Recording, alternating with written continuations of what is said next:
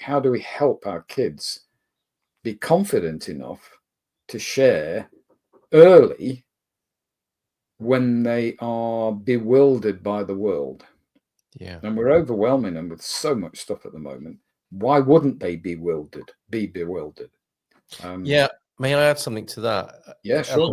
Along the lines of coming back to parenting, it's a lot. I think a lot of the time with parenting, it's about, whilst we're talking to children, we're actually thinking, how is this for me?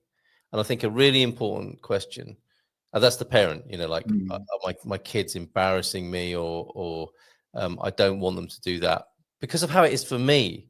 And I think really brave parenting is like asking your kids, how is that for you? And developing that capacity.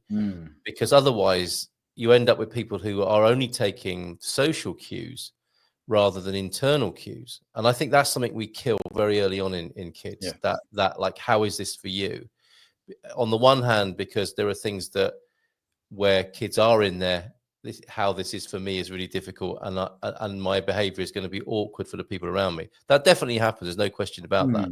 But if we throw that baby out with the bathwater, as it were, poor choice of words, I know, but if we disconnect them from their ability to connect with their inner compass, and very difficult language around this, because it's about emotion, it's about feelings, and we know I think we have an instinctive sort of urge to not have people constantly connected to their feelings, because that can also be wild, and that goes against some sort of norming that's helpful for people.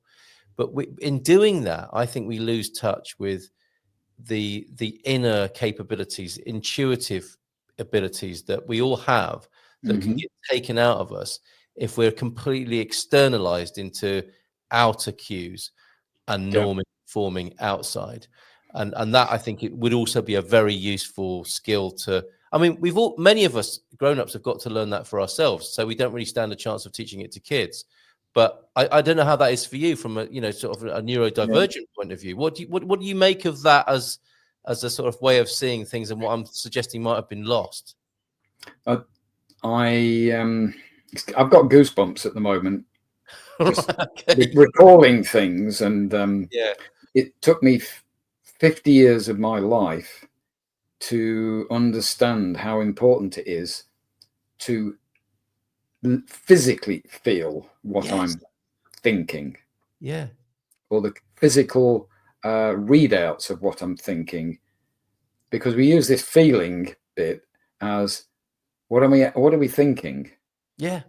What's my mood? Well, that's all intellectual.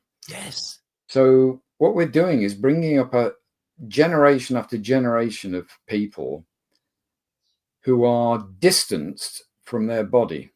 Yes, absolutely. But they may be measured by how fast they can run or how many goals they can score, but they're not connected with,